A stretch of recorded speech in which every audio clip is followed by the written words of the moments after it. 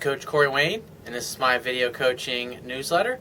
And the topic of this newsletter is going to be why confidence is sexy to women. Why do women find men's confidence sexy?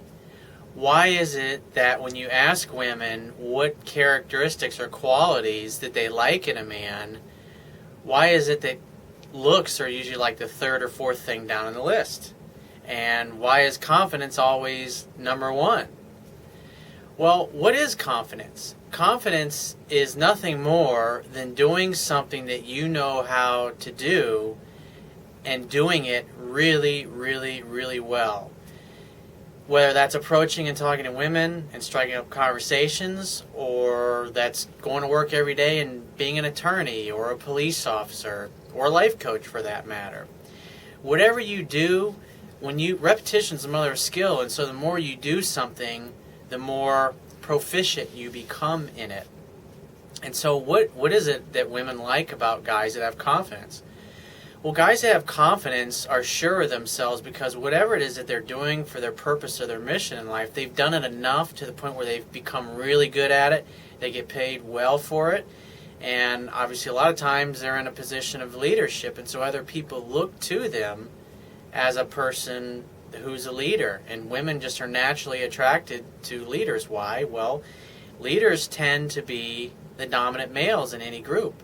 And when you look at the animal kingdom, when you look at animals that are mating, like when you see video of young males that are kind of inexperienced or not, they're really kind of unsure of themselves, and they'll jump on the back of a female, whatever kind of animal it happens to be, lion, wildebeest, horse, whatever.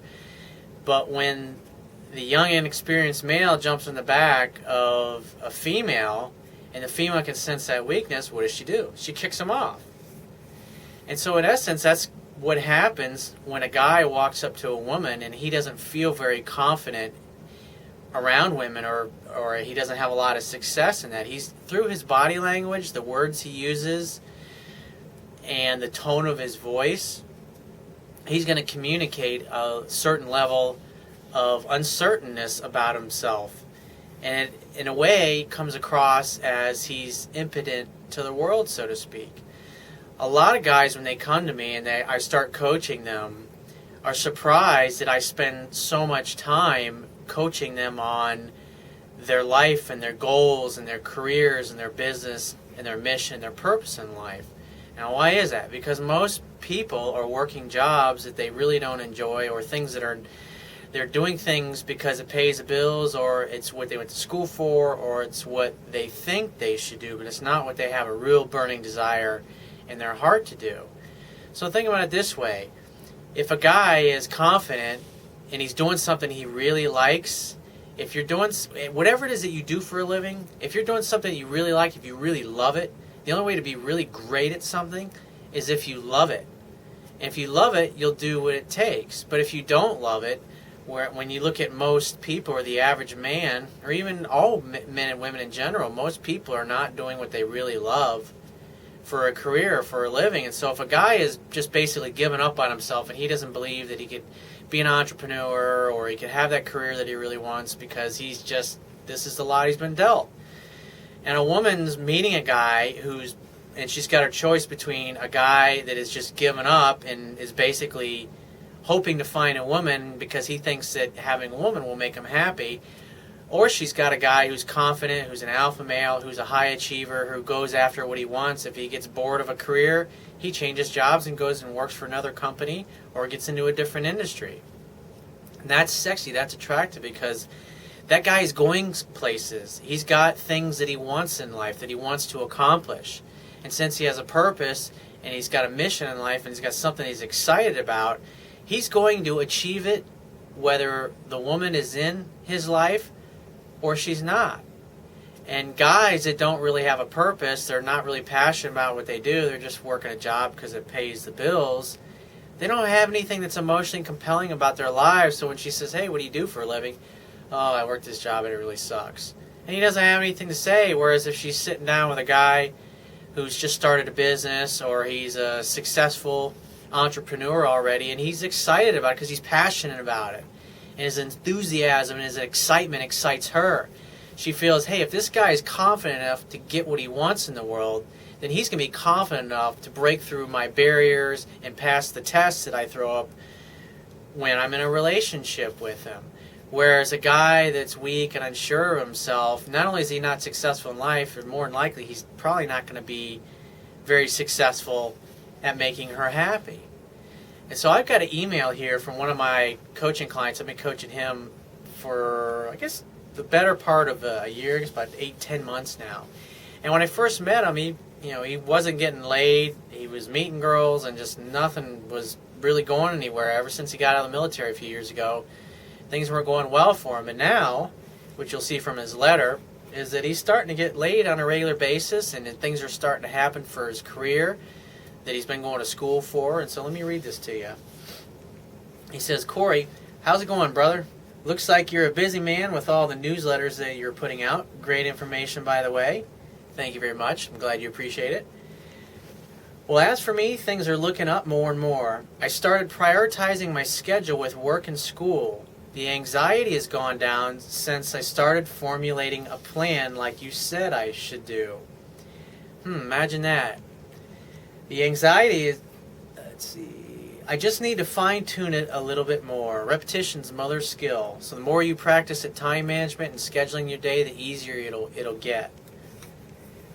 And so I had a call from a gal I hadn't heard from in a while on Saturday, and she asked if I had any plans for the evening because she was in town and wanted to hang out. I mean, that's great. You got incoming, you got a woman chasing you, she's calling you, asking you out. I mean, that's pretty awesome. She says... So he says, I told her to text me the address where she was staying and to be ready by 8 and to put on something hot. She replied with, you're crazy. I'll be waiting for you.